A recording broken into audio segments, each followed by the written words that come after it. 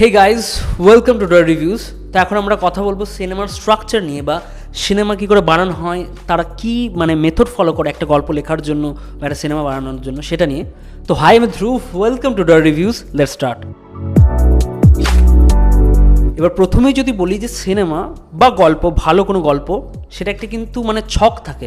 এবার ছকটা কি আমরা প্রচুর নানা রকম বই থেকে জেনেছি যে সেটা হচ্ছে 3 অ্যাক্ট স্ট্রাকচার। এবার এই 3 অ্যাক্ট স্ট্রাকচারটা কি, আপনাদের সামনে দেখছেন একটা ছবি আসছে, এইখানেতে ছকটা বানানো আছে। এরকম একটা ছবি নেই, এরকম নানা রকম গ্রাফ হয়। আমি জাস্ট একটা গ্রাফ দিয়ে এক্সাম্পল দিচ্ছি। ফার্স্ট থাকে সেট আপ, সেকেন্ড ফার্স্ট একটা হচ্ছে সেট আপ, সেকেন্ড একটা হচ্ছে কনফ্রন্টেশন বা কনফ্লিক্ট, আর থার্ড একটা হচ্ছে ক্লাইম্যাক্স বলতে পারেন বা রিজলিউশন। গল্পটা কি হলো, এতক্ষণ ধরে যে কনফ্লিক্টটা এলো সেটা কি সলভ হলো না সলভ হলো না। তো সবসময় ভালো সিনেমা যেগুলো আমাদের ভালো লাগে সেটা কিন্তু কোনো না কোনোভাবে এই ফর্মুলাটাকে রিজিড কোনো ফর্মুলা নয় যে আমি যেভাবে দেখাচ্ছি এইখানেই শেষ এইখানেই শেষ শুরু, কিন্তু কোনো না কোনোভাবে কিন্তু এই স্ট্রাকচারটা মেনটেন হয়। এবারে জাপানিজ বা কোরিয়ান সিনেমারা কিন্তু 4 অ্যাক্ট স্ট্রাকচার ফলো করে, যেটাকে বলা হয় কিসোটেন কেটসু স্ট্রাকচার। সেটা আমি নিয়ে এখন কথা বলছি না। আমার এখন 3 অ্যাক্ট স্ট্রাকচার, যেটা প্রধানত হলিউডের সিনেমাতে বা ইউরোপিয়ান সিনেমাতে বা আমাদের ইন্ডিয়ান সিনেমাতে মোস্টলি ফলো করা হয়। এবার দেখুন, এক্সাম্পল না দিলে আপনি বুঝতে পারবেন না যে ঘটছে কি। তাহলে আমি দুটো সিনেমার এক্সাম্পল দেবো ভেবেছি। প্রথমটা হচ্ছে ড্রাকুলা স্যার, দেবালয় ভট্টাচার্যর এই ইম্প্যাক্টফুল সিনেমাটা মেবি সবাই দেখেছেন, এবং এটা আমাদের সবারই সবাইকে প্রভাবিত করেছে নানাভাবে। এবং আমার রিসেন্ট টাইমে বাংলা সিনেমা বেশি পছন্দ হয় না, সেই এক গতের সিনেমা থেকে বেরিয়ে গিয়ে কিন্তু আমার লাস্ট ভালো সিনেমা যদি আমি বাংলা দেখে থাকি রিসেন্ট টাইমে বেরোনোর মধ্যে, সেটা কিন্তু ড্রাকুলা স্যার। খুব ইম্প্যাক্টফুল সিনেমা। এবার এইটা কী করে 3 অ্যাক্ট স্ট্রাকচার ফলো করেছে সেটা আমাদের দেখতে হবে। তাহলে ভাবি যে অ্যাক্ট 1, যেটাকে এক্সপোজিশনের সাধারণ কথায় যদি বলি যে ঘটছে কি, আমাদেরকে ইন্ট্রোডাকশন কী করে ক্যারেক্টারটা দেওয়া হচ্ছে, বা যে গল্পটা দেখতে চলেছি তার শুরুটা কি, সেটা হচ্ছে অ্যাক্ট 1। তার প্রধান কাজই হচ্ছে অ্যাক্ট 1-এ গিয়ে প্লট 1-এ পৌঁছানো, অ্যাক্ট 2টা যেটা শুরু হবে তার স্টার্টিংয়েতে পৌঁছানো। এবার ভাবুন, আমরা কি দেখছি ড্রাকুলা স্যারে, যে একটা ক্যারেক্টার আছে যেটা অনির্বাণ ভট্টাচার্য প্লে করছে, যার ক্যারেক্টারটাকে অমল বলে আমরা বলছি। সেই ক্যারেক্টারটা কিন্তু তাকে বুলি করা হয় নানারকমভাবে। সে বাংলার টিচার, কিন্তু তার দাঁত দুটো সামনের, ক্যানাইন দুটো উঁচু বলে তাকে একটু ড্রাকুলার মতো লাগে। তাকে সবাই ঠাট্টা করে, বাচ্চারা তার কাছে পড়তে চায় না। তাকে এক জায়গাতে সেখান থেকে বুক করা হয় ড্রাকুলারে রোল প্লে করবে বলে, সেখান থেকে তাকে তাড়িয়ে দেওয়া হয়। এবং সে যখন ছুটে পালাচ্ছে রাস্তার মধ্যে, সেইখান থেকে স্টোরিটা ট্রানজিশন হচ্ছে একটা, এবং আমরা কি দেখতে পাচ্ছি, মঞ্জুরি আর অমলের একটা গল্প, পুরো এই গল্পটা থেকে আলাদা। এইটাই হলো প্লট পয়েন্ট 1। অ্যাক্ট 1 এখানে শেষ, এখানে অ্যাক্ট 2 এর স্টার্ট, এবং এইখান থেকে প্রি ক্লাইম্যাক্স স্টার্ট হচ্ছে। প্রি ক্লাইম্যাক্স স্টার্ট হলো, এবার বিল্ড হবে ক্লাইম্যাক্স 1-এর জন্য। ক্লাইম্যাক্স 1 কিন্তু অ্যাক্ট 2-এ পড়ে। সিনেমাতে দুটো ক্লাইম্যাক্স থাকে, একটা হচ্ছে ক্লাইম্যাক্স 1 আর লাস্টে থাকে ক্লাইম্যাক্স 2। তো এই অ্যাক্ট 2-তে ক্লাইম্যাক্সটা পৌঁছানোর জন্য আমরা দেখছি মঞ্জুরি আর কার গল্প, অমলের গল্প। এবার এই গল্পটা দেখছি, এবং সেখান থেকে ট্রানজিশন হয়ে হয়ে কিন্তু আমাদের আবার এই অমলের যে ক্যারেক্টারটা তাকে দেখানো হচ্ছে। এইবার ক্লাইম্যাক্স 1-এ আমরা কি দেখতে পাবো, দেখবেন 52 মিনিটে একটা সিন আছে যেখানেতে দুটো জিনিস একসাথে চলছে। যেখানেতে মঞ্জুরি বলছে বন্দুকের নলই হচ্ছে শক্তির উৎস, এবং তার সঙ্গে কি ঘটনা ঘটছে, যে সবিতা বলে যে ক্যারেক্টার মহিলাটা আছে, তার উপর আমাদের সুপ্রিয় দত্তর ক্যারেক্টারটা অত্যাচার করতে যাচ্ছে, এবং তার ছেলেটাকে আমাদের অনির্বাণকে বলে তার ছেলেটাকে সরিয়ে দেওয়া হয়েছে, এবং অনির্বাণ নিচে গিয়ে চান করছে, এবং সে বুঝতে পারছে যে মহিলাটা উপরে অত্যাচারিত হবে এবং তার কষ্ট হচ্ছে। তখনই তার মঞ্জুরি কথাটা মনে পড়ছে যে বন্দুকের নলই হচ্ছে শক্তির উৎস, এবং তখন সে পুরোপুরি কিন্তু মেন্টালি কিসে ট্রান্সফর্ম হচ্ছে, ড্রাকুলাতে। এই ড্রাকুলা কিন্তু এইবার রক্তপিপাসু ডিফারেন্ট কারণে এইবার ড্রাকুলা কিন্তু জাস্টিস আনবে, এই গল্পের জাস্টিস আনবে, এবং সে গিয়ে সুপ্রিয় দত্ত ক্যারেক্টারটাকে কামড়িয়ে দিচ্ছে। এটা হচ্ছে ক্লাইম্যাক্স 1। কেন ক্লাইম্যাক্স 1? কারণ ক্লাইম্যাক্সে আপনার অ্যাড্রিনালিন রাশ হবে, আপনার গল্পর যে ভাষাটা সেটা চেঞ্জ হয়ে যাবে, আপনার গায়ের লোম কাটা দেবে। এই মোমেন্টে কিন্তু সেগুলো সব ঘটছে, এবং এইটা বলতে পারেন গল্পের মিডিল পয়েন্ট। এই কারণেই এটা ক্লাইম্যাক্স 1 এবং অ্যাক্ট 2 এর ক্লাইম্যাক্স 1 বলছি আমি। তো 52-54 মিনিট এবং 2 ঘন্টা গল্প, এটা সেন্টার বলতেই পারেন। এরপর আস্তে আস্তে গল্পটা কিন্তু আবার গ্রাফটা পড়ছে, ছবিতেও দেখতে পাচ্ছেন যে গ্রাফটা অ্যাকচুয়ালি পড়ছে ক্লাইম্যাক্স 1 থেকে। আবার গল্পটা সেটেল হচ্ছে এখানে। তারপর দেখানো হচ্ছে যে অমল ক্যারেক্টারটাকে, তার সাথে মঞ্জুরি লাইফস্টাইলটা দেখানো হচ্ছে, তাদের কথোপকথন দেখানো হচ্ছে, তাদের গল্পটা আরও জানছি। এইখানেতে আমরা দেখতে পাচ্ছি যে অনির্বাণের যে ক্যারেক্টারটা আছে রিয়েল লাইফে, সে তারপর সে আস্তে আস্তে ডিলিউশনাল হয়ে পড়ছে, সে কী করবে বুঝতে পারছে না। সবিতা ক্যারেক্টারটা তাকে সিরিয়াস করার চেষ্টা করছে, কিন্তু তার সাথে সে যাচ্ছে না, সে আস্তে আস্তে ম্যাড হয়ে পড়ছে, পাগল হয়ে পড়ছে। এবার এই পাগলামির যে পয়েন্টটা যাচ্ছে, বা এই মঞ্জুরি বা অমলের যে ক্যারেক্টারটা দেখতে পাচ্ছি আমরা এস্টাবলিশ হচ্ছে, এইবার কিন্তু প্রি ক্লাইম্যাক্স আবার আসবে অ্যাক্ট 3-তে। এবার দেখুন অ্যাক্ট 2 যেখানে শেষ হচ্ছে সেটা হচ্ছে অ্যাক্ট 3 স্টার্ট, এবং সেটাকে আমি বলছি প্লট পয়েন্ট 2, এবং সেইখান থেকে প্রি ক্লাইম্যাক্স হয়। মানে ক্লাইম্যাক্সে পৌঁছানোর জন্য, ক্লাইম্যাক্স যদি এটা উঁচু পাহাড় হয়, আপনাকে তো একটু কভার করতে হবে রাস্তাটাকে, এই স্ল্যান্টের জায়গাটা উঠতে হবে। সেই জায়গাতেই কিন্তু টেনশন বিল্ড হচ্ছে অমল আর মঞ্জুরির ক্যারেক্টারের মধ্যে। তাদের কথোপকথনে, অমলের কথোপকথনে বোঝা যাচ্ছে যে একটা নকশাল আন্দোলন হচ্ছে, তাকে পুলিশটা ধরতে আসবে, সে কনস্ট্যান্ট ভয়েতে আছে। এবং সেই সময় মঞ্জুরি বলছে যে তুমি কি আমার সাথে একবারও ভালোভাবে টাইম কাটাবে না, আমার সাথে কি একদিনও সন্ধ্যা ভালোভাবে কাটাবে না, যেটার জন্য আমি সারা জীবন মনে রাখবো। এবং এইখানে থেকে কিন্তু দুটো অ্যান্টাগনিস্ট, যেটা নাটা আর কাতু, এদেরকেও দেখতে পাচ্ছি। এবং প্রি ক্লাইম্যাক্সের সব থেকে ইম্পর্ট্যান্ট সিন হচ্ছে যখন নাটা এসে কাতুকে বলবে, গুরু ওখানে তো অ্যাডাল্ট সিন চলছে। মানে এখানে দেখানো হচ্ছে মঞ্জুরি আর অমল ওর একটা বিউটিফুল মোমেন্ট একে অপরের সাথে কাটাতে চাইছে, কারণ তারপর হয়তো অমল জানে যে তাকে ধরে নিয়ে যাবে বা তার জীবনের আর মানে মঞ্জুরির সাথে কাটানোর মতো সময় থাকবে না। তো ওই মোমেন্টই নাটা কাতু নিজের গেম খেলছে, পুলিশকে ডাকছে। এই প্রি ক্লাইম্যাক্স থেকে ক্লাইম্যাক্সের দিকে যাচ্ছে গল্পটা, এবং ক্লাইম্যাক্সে হিট করে গেছে। সেইখান থেকে বিভৎস অত্যাচার চলছে তাদের মধ্যে, এবং ক্লাইম্যাক্সে হিট করার পরেও কিন্তু গল্পটা আপ ডাউন করছে। কারণ কি আমরা যখন অরিজিনাল অমলে গল্পটা দেখছি তখন দেখছি তাকে সাইকিয়াট্রিস্টের কাছে নিয়ে যাওয়া হচ্ছে, তার কাউন্সিলিং চলছে, তাকে ডিলিউশনাল বলা হচ্ছে, সে একটা ইলিউশনের মধ্যে আছে। সেই মোমেন্টই কিন্তু মঞ্জুরিকে এখানে ছ্যাঁকা দেওয়া হচ্ছে, অমলকে ছ্যাঁকা দেওয়া হচ্ছে। এবং ক্লাইম্যাক্সটা পিক বা ক্রেসেন্ডো হিট করছে কোথায়, যখন অত কিছু হওয়ার পর অমলকে বলছে যা চীনের নিজের বাবার কাছে যা, বা তোদের সভাপতির কাছে যা, হোয়াট এভার। মানে মাওজেদং যেমন চীনেতে রাজ করেছিল, এই কানেকশনটা, কমিউনিস্ট কানেকশনটা আপনাদের বুঝে থাকা উচিত। এবং নকশাল বলে তাকে এটা বলা হচ্ছে, এবং তাকে ছেড়ে দেওয়া হচ্ছে, সে ছুটছে। যে সিনটা আমরা প্রথমেই দেখেছি, এটা একটা রিকল সিন বা কল ব্যাক সিন, এবং সেইখানে যে পুলিশরা তাকে গুল করছে, এবং তার যে ক্যারেক্টারটা, অমলের যে ক্যারেক্টারটা, তার ওখানে কিন্তু অন্তিম সংস্কার হয়ে যাচ্ছে। তাহলে এইখানে কি ক্লাইম্যাক্সটা শেষ? এইখানেই বলতে চাই যে 3 অ্যাক্ট স্ট্রাকচার কিন্তু কখনোই একটা রিজিড স্ট্রাকচার নয়। আপনি ভাববেন যে ক্লাইম্যাক্স 2 চলে এসছে মানে আর কোনো কিছু থাকবে না, না। ক্লাইম্যাক্স 2 এসছে, এবং আমার এখানে দেখছেন পিকটা হওয়ার পরে ডাউন হবে, কিন্তু সবসময় পিকের পর ডাউন না হয়ে আর একটু পিকও হতে পারে।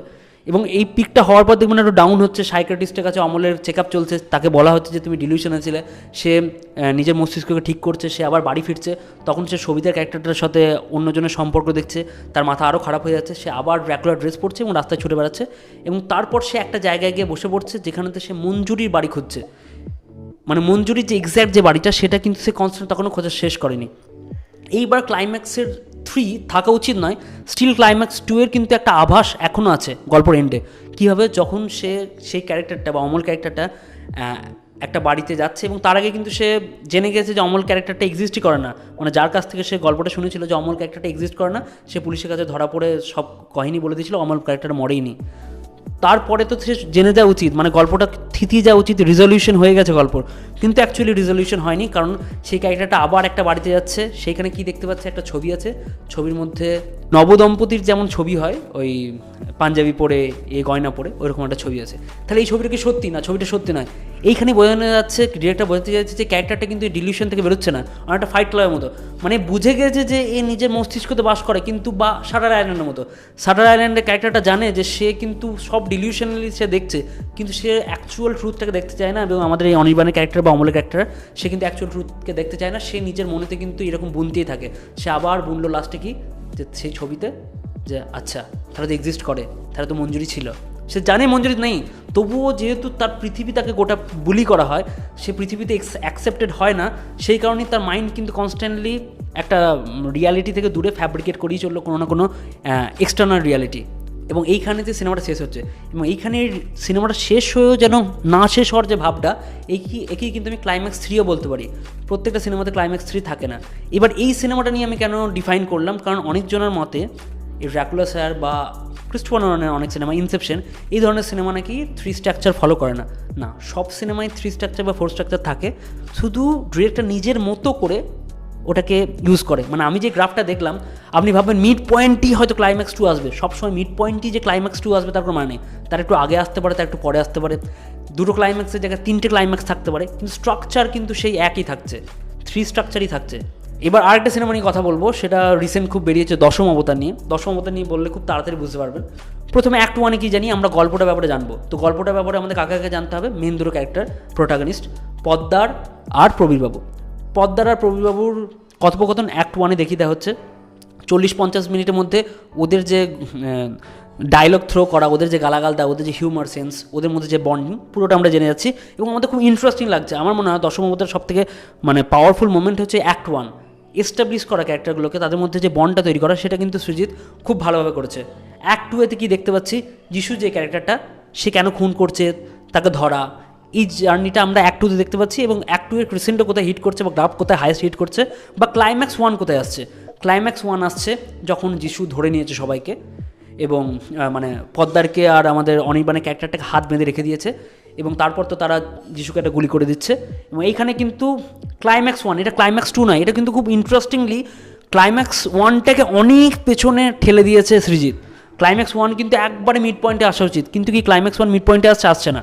এই ক্লাইম্যাক্সটাকে অনেক পিছনে ঠেলা হয়েছে যাতে ভাবে দর্শকরা বা ওদেরকে ধোকা দেওয়ার জন্য যে এটাই হচ্ছে মেন ক্লাইম্যাক্স।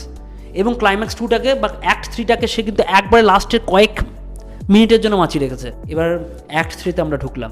অ্যাক্ট 3তে কি রেজলিউশনে কিছুই না, যিশু মারা গেছে, তাহলে রেজলিউশন কোথায়, ওই টাইমটা কেন পড়ে আছে, ওটা দর্শকের মাথায় কিন্তু কোয়েশ্চেন আসছে, এরকম বাজে এন্ডিং কেন।